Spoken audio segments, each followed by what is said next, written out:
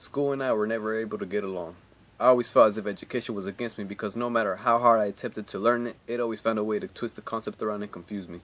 After finishing high school, I had no intention of moving on into college. I figured I graduated high school, I did the most already, now I could just work, sit back, save a lot of money, and live a happy life. In my mentality, I already finished what I was expected to finish. I didn't want to go into college because it would just be going to another high school with much more difficult classes. But every day I would be pressured at home to continue school and get my degree. Annoyed by this, and for my family's sake, I decided to go. Day after day, I disliked college even more. I had so many things to do at once, I couldn't handle it.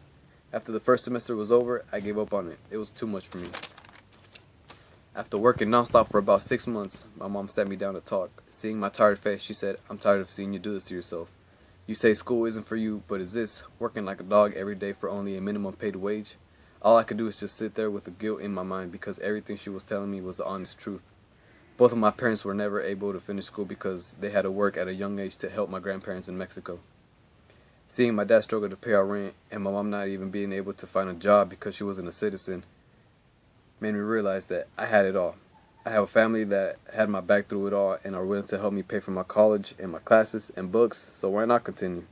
All my parents ever wanted from my siblings and I is to live the American dream that they haven't been able to. This was the push that I needed. Realizing this, I made going to school my main and only priority. My parents grew up to nothing. They lived in poverty and basically worked their whole lives to be able to provide for us. The only thing I had in my mind was that I needed to put my pride behind me and finish school. My main goal was to make my parents proud and help them live that American dream.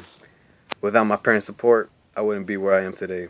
There is nothing I can do to repay them for their support other than finish school and walk out with a degree in my hand because I know it was what they've always wanted for me, and that's what I'm going to give to them.